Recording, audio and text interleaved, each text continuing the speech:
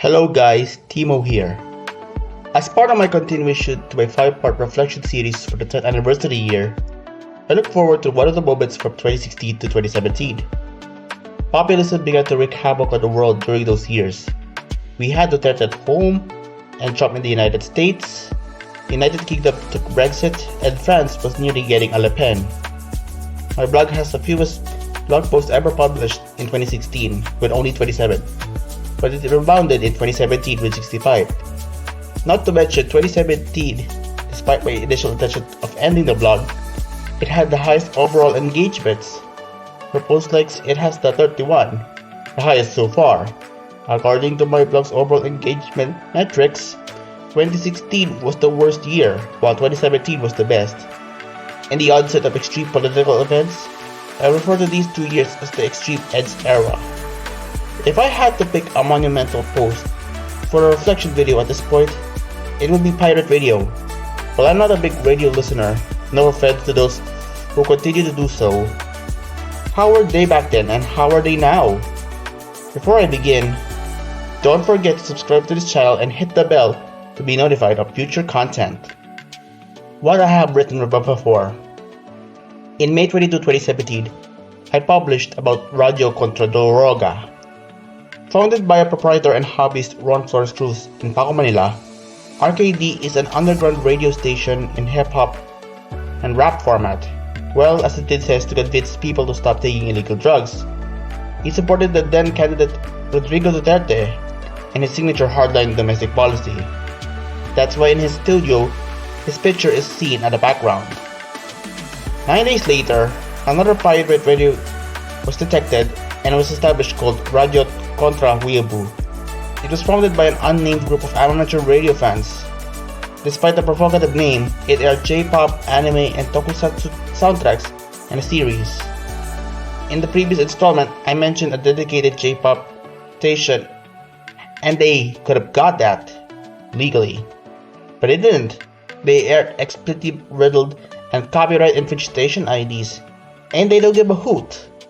Unfortunately, the National Telecommunications Commission did nothing to put to stop those two stations' operations. Other pirate radio stations outside of Luzon were also seized and issued cease and desist orders, as they should have been. In retrospect, the former may have done so as a hobby, whereas the latter was done out of spite. To be fair, RKD was a little more sincere and professional than RKW. So what are we going to do with those two? By the end of 2017, one of the well-respected media practitioners proposed community radio as a way to discourage hobbyists and amateur radio enthusiasts from engaging in piracy. But this would come at a high cost and risk. You need a lot of money for capital, fees, permits, charges of course. However, in terms of legislation, they do not have the same power on community radio than what commercial radio does. Only one radio network did this, MBC's Radio Nati network. While it is owned nationally in Aliw Theater near the CCP complex in Pasay City, their local radio stations will opt out of the Manila fee to deliver the news and content that matters to them the most. The National Nutrition Council has also community radios as well, and it's called the Nutri-Escuela Community Radio Network. But what about pure local community radio that is not part of the national network?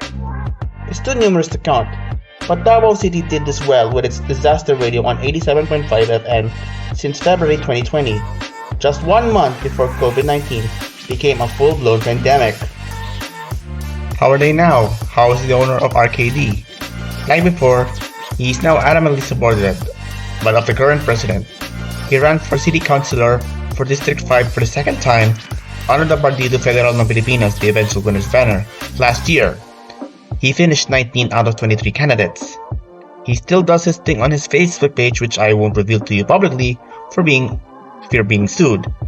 I disagree with his political beliefs, but I believe he should keep it simple. Just a Facebook live stream, Twitch, SoundCloud. In the age of streaming services, it's time for him to forego the illegally acquired frequency. And what about RKW? Well, I simply will not discuss them. It's up to them what to do. The next installment of my first 10-year reflection series, which will look back to the one of the 2018-19 moments, will hopefully premiere in early July. It's still a big secret, so please subscribe to this channel and I'll see you next time.